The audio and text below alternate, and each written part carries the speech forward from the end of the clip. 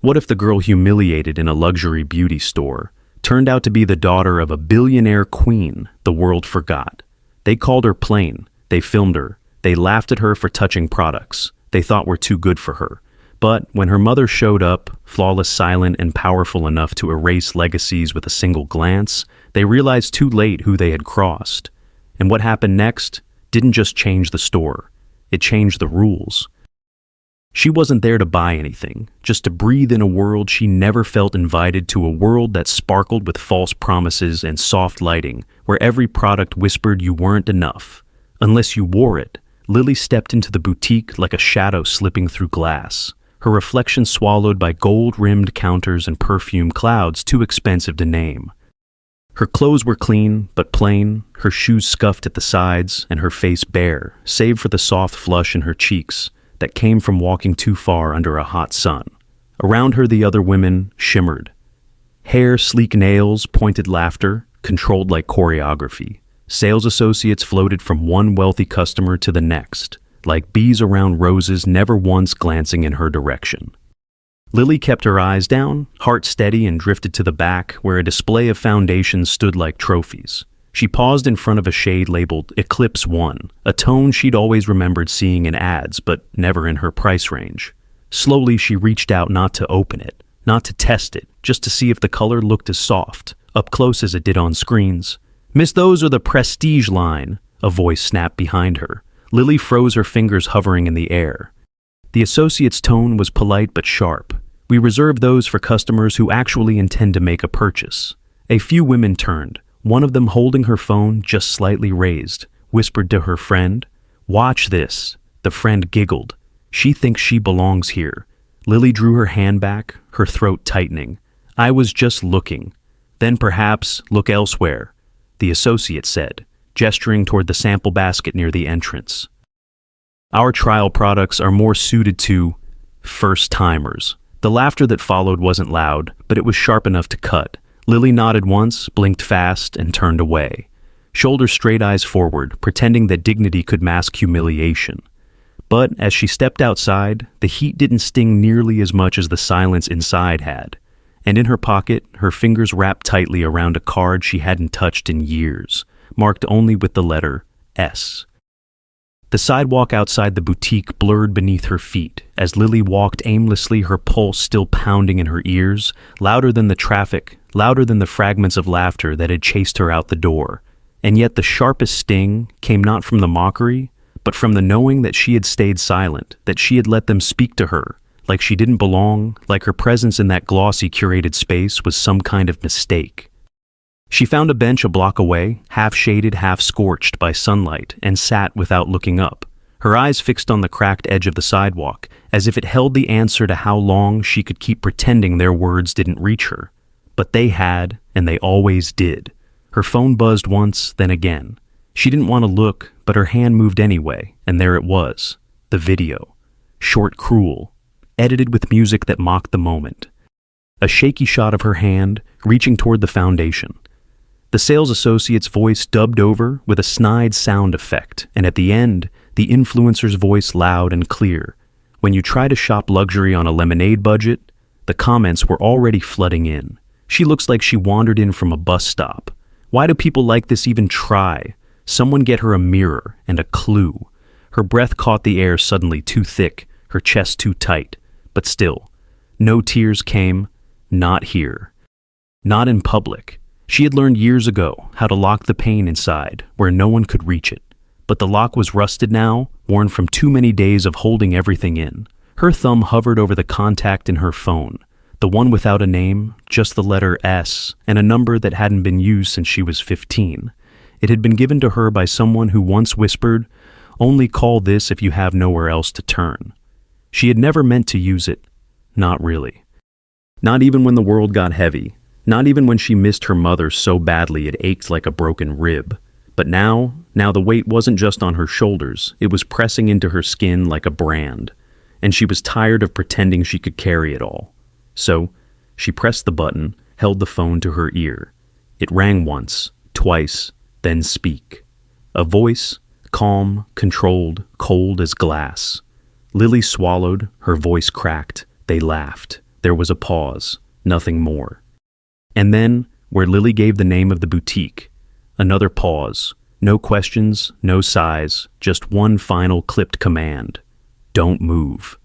The call ended, and Lily, still seated on the sun-warmed bench with her shoulders hunched like armor, didn't know if she had just made the worst mistake of her life, or the best decision she'd ever had the courage to make.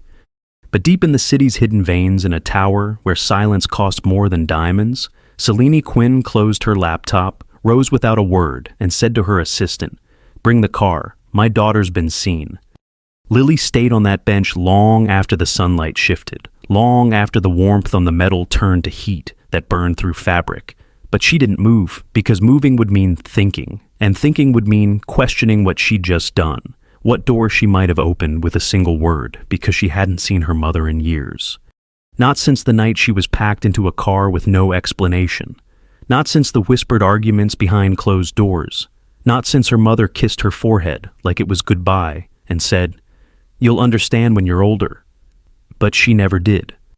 And now she sat alone in the aftermath of yet another humiliation, still invisible to the world, that measured worth in lipstick labels and contour palettes, unaware that the girl they laughed at had once belonged to a woman who made kings flinch in boardrooms. Her phone sat silent.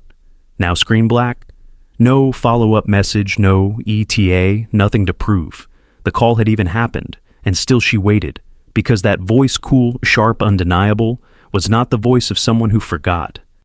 It was the voice of someone who remembered everything. And then came the first sign. A single black SUV tinted so dark it swallowed. Sunlight pulled to the curb without a sound. No engine hum, no music, just stillness. A man in a sleek gray suit stepped out, looked at her, once then opened the back door without saying a word. Lily stood slowly, unsure whether her legs would carry her, unsure whether this was real or just something her exhaustion had conjured from old dreams. But when she stepped into the car and felt the temperature drop to perfect, the scent of rare oud and clean leather surrounding her was like a memory she didn't know she still carried. She knew this wasn't a fantasy. She didn't speak. Neither did the driver. The world outside blurred as they drove, through the polished streets under bridges lined with vines deeper into a part of the city most people didn't know existed. And then the gates appeared, steel, tall, silent. They parted like curtains before a stage. The car rolled forward, and waiting at the top of a long marble staircase stood a woman, carved from shadow and control, dressed in black. From neckline to heel, her hair swept into a tight twist. Her expression, unreadable, Selene Quinn, the ghost, the myth, the mother. Lily stepped out slowly, heart thudding, unsure whether to run toward her or away from her. But Selene didn't flinch. She descended one step, then another. Her voice was cool as ever. "Did they touch you?" Lily blinked. "What did they lay hands on you?" She repeated, calm but deadly. "No," Lily said. "They just..." laughed. Selene's eyes narrowed. "Then they'll regret that too." Lily opened her mouth and tried to explain how to temper it. But Selene raised one hand and said, "You're mine. That's all the explanation anyone will need." And with that she turned, not away, but toward war. And Lily, for the first time in years, didn't feel small. She felt seen.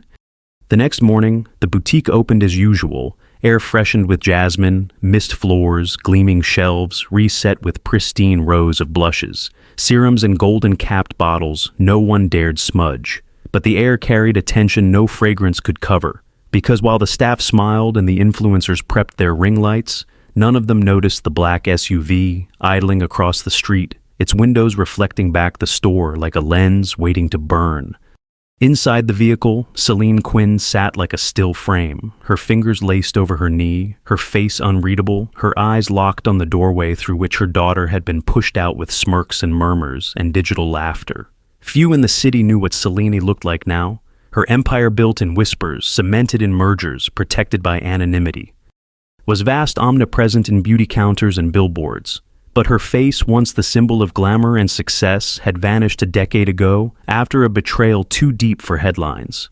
She had left the cameras, the galas, the press, and chosen a silence sharper than any spotlight. In her place, rumors grew, of illness, of exile, of madness. But none were true. She had simply stepped back to protect the only thing that mattered her daughter. Now they had filmed that daughter like a circus act, laughed like the world still didn't know who it belonged to, and Selene was done being silent. She stepped from the SUV, not like an arrival, but like a verdict. A man in a black suit opened the boutique door, and the moment she crossed the threshold, the air changed. She wore no makeup, no jewelry, only black a floor-length coat with a high collar, gloves that whispered power, and eyes that didn't blink. The manager glanced up half smiling. "Welcome, may I?" He didn't finish. Selene's gaze cut straight through him. "Where is she?" "I'm sorry, who?" "My daughter," she said, voice low. "You remember? She touched a bottle yesterday and was laughed back to the sidewalk." The staff stilled.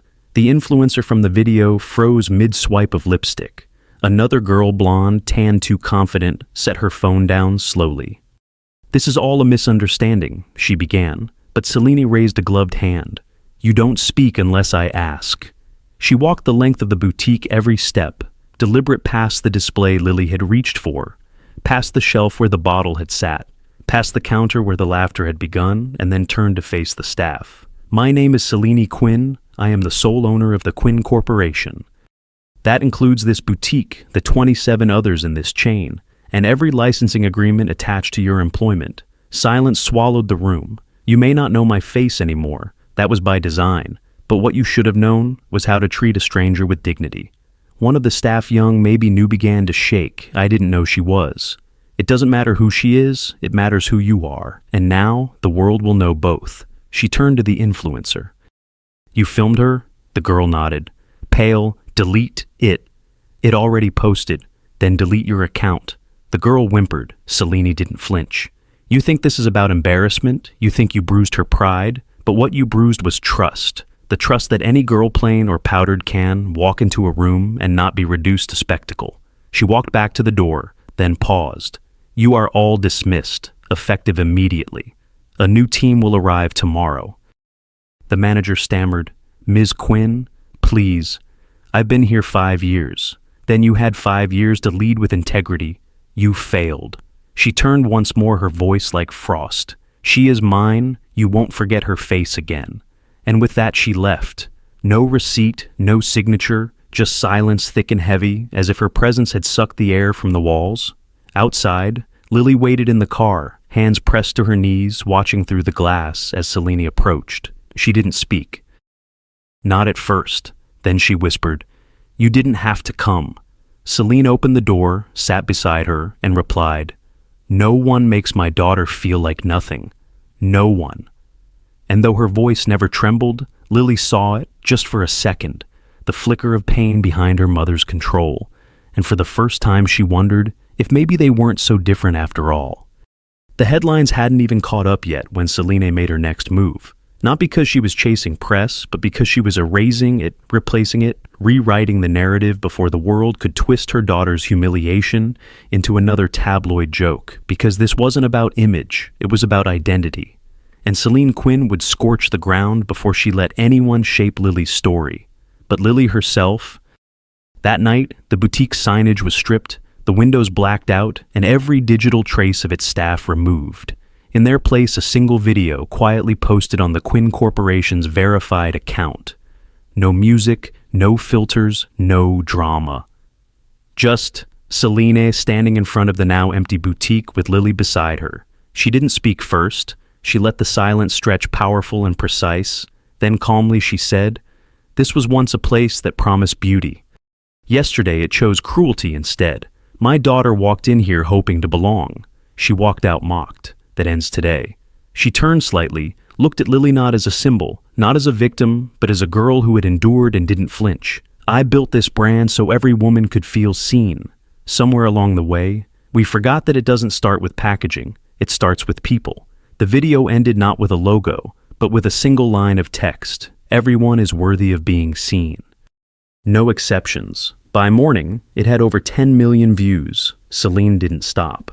She walked into the corporate headquarters that afternoon, the first time in almost 7 years, and within hours, 3 board members were dismissed for allowing the culture of performance over people to thrive.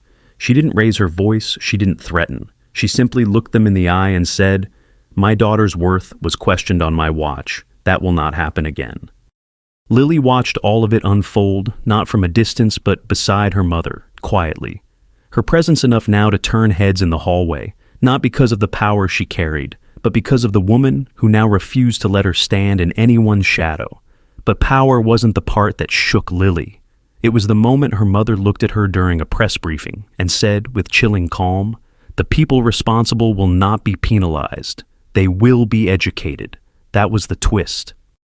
Celine didn't want blood. She wanted transformation. "We will launch a new initiative," she said, "beginning with every boutique, every employee, every partner, because if you cannot treat every customer with dignity, you don't deserve to serve them." And just like that, the woman the world had forgotten became unforgettable again, not for revenge, but for resolve. And the daughter they had dismissed as a punchline was now seated quietly at the table, listening, learning, and waiting. Because the next move wasn't Celine's, it was hers. It would have been enough if Celine had just shut down the boutique, enough if she had made a statement and walked away with her silence intact and her daughter's dignity stitched back together. But Celine Quinn had never been a woman of enough. She was a woman of permanence, of legacy, of answers that left no room for doubt. And this time, she wasn't simply protecting her daughter. She was dismantling the very machinery that made girls like Lily feel small in the first place. The first twist came quietly buried inside a quarterly memo sent to every executive in the Quinn empire. Effective immediately, all store-level staff must complete empathy-based, customer training, and equity recertification, or be terminated without severance. The board protested, citing cost, citing time, citing optics, and Celine simply said, "Cost is when my daughter can't walk into her own company's store without being degraded. Time is how long I've let this rot fester. Optics. You think this is about optics?" She leaned forward at the table, cold as winter. "It's about my bloodline." Within days, 3 regional VPs resigned. 2 CEOs of smaller partner brands issued apologies before being dropped completely. The beauty industry trembled. But the second twist wasn't corporate. It was personal. Because Celine, the woman who had vanished from public life, who had buried herself in cold architecture and hidden labs and only spoke through contracts, suddenly did something no one expected. She stepped in front of the camera again, not as the face of a brand, but as a mother. In an unannounced live stream, she appeared with Lily beside her, the girl in a simple navy blouse, her hair in a low bun. No makeup, no script. Celine didn't read a statement. She told a story. "I disappeared because I thought it would protect her," she said softly. "I thought giving her a normal life would shield her from the ugliness I've seen behind the cameras. But I was wrong. I gave the world a blank canvas to project their cruelty onto, and I let her carry that silence alone. Until now," she paused, glanced at Lily, her eyes tightening just slightly when she said, "They laughed." I didn't hear a complaint. I heard a confession that she had endured too much for too long without asking for help, and that's on me. The comments flooded in Heart's tears. Praise, but Lily didn't look at the screen. She looked at her mother, and in that moment, the space between them shrank. Celine continued, her voice sharper now.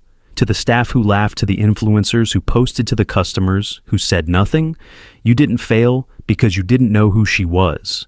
You failed because you didn't care." She stood then, leaving the camera framed on Lily. "And now, you'll care." The third twist came hours later, not from Celine, but from Lily. Quietly, without fanfare, she posted a message on her personal page. No, capital letters, no filters, just words. "I'm not here to punish anyone. I'm here to make sure the next girl doesn't have to call someone powerful to be treated like a person." And in that sentence, Lily Quinn did what no PR team could manufacture. She told the truth, not polished. Not packaged, just real, and the internet, the industry, the world.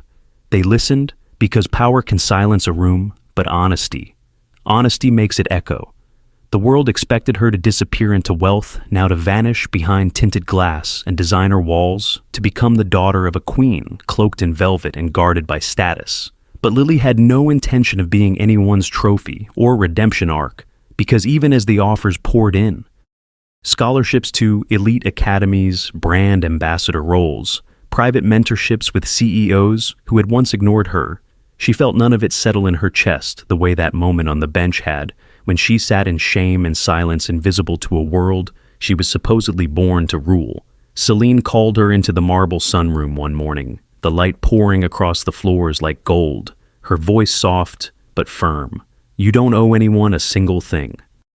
You can walk away from all of it, and I'll take you somewhere new where your name won't open wounds. But Lily didn't want to run. She wanted to return. She wanted to walk back into that boutique, not as a customer, not even as the owner's daughter, but as herself.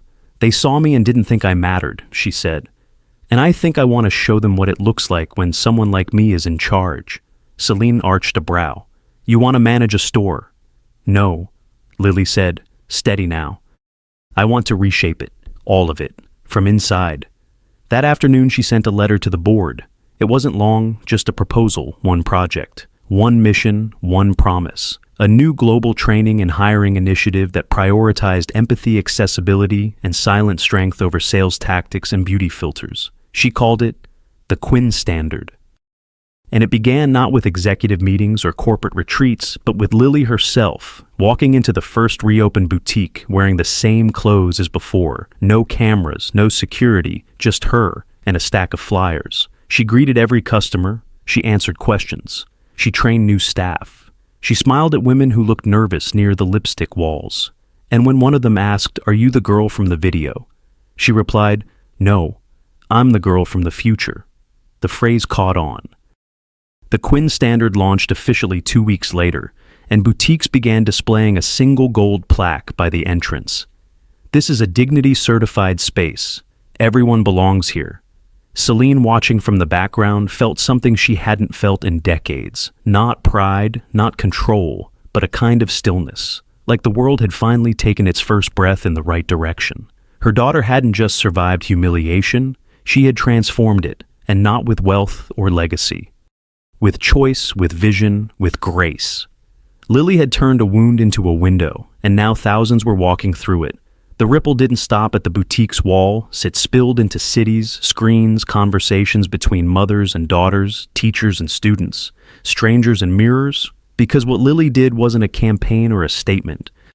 It was a mirror held up to an industry and a culture that had too long decided who was worth seeing and who was not. And in that quiet, relentless way of hers, she had made millions of people confront the truth they had scrolled past for years, that beauty was never supposed to be something you earned, it was something you already had. The clip of her helping an elderly woman find the right shade of blush went viral. Not because she was famous now, not because of her last name, but because she looked the woman in the eyes and said, "You don't need to cover your face, you just need to see it again."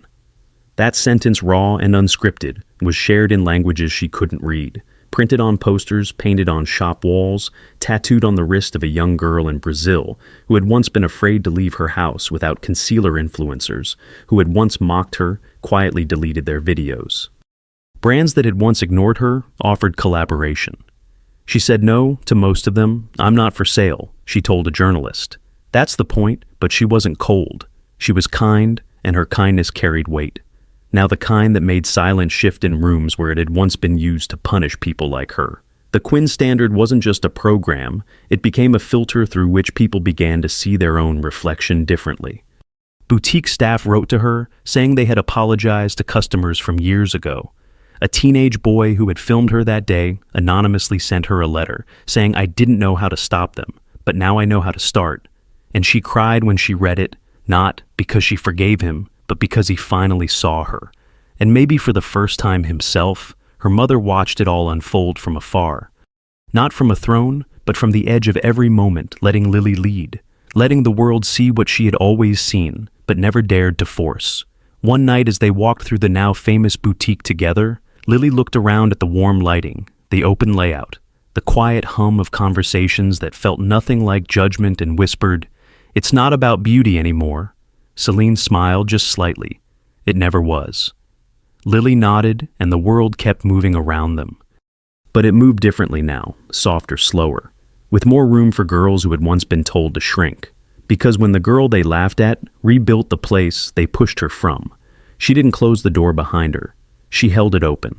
And the ones who walked through, they carried her story in their stride, long after the headlines dimmed and the hashtags faded. something deeper remained.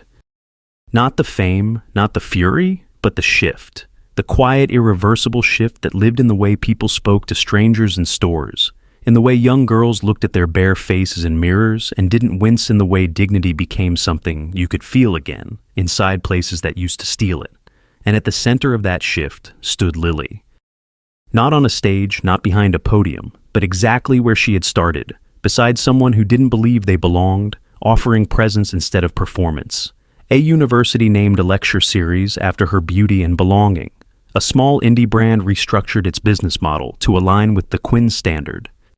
And in one high school, a teacher opened the year by showing her live stream and asking the class, "What do you do when you're seen for the first time?" But Lily never chased the spotlight. She declined interviews, she left red carpets empty. She spent most of her days in training centers and mentorship programs, sometimes just sitting beside a girl who couldn't afford the powder foundation, but wanted to learn how to hold her chin a little higher. One of those girls, maybe 12, maybe 13, once asked her in a whisper, "Were you ever scared?" And Lily smiled, small and soft and real. "Yes," she said, "but being quiet and being scared aren't the same thing."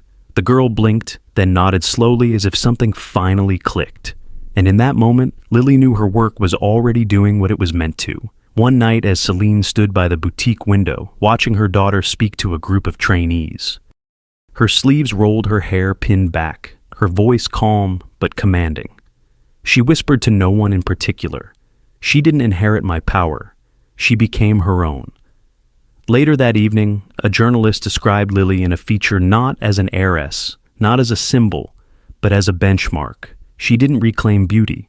The article read, "She rebuilt the road to it, and now every step on it bears her name." The final image showed Lily locking up the boutique alone at night, pausing to turn off the lights, catching her reflection in the glass, bare-faced, unguarded, whole.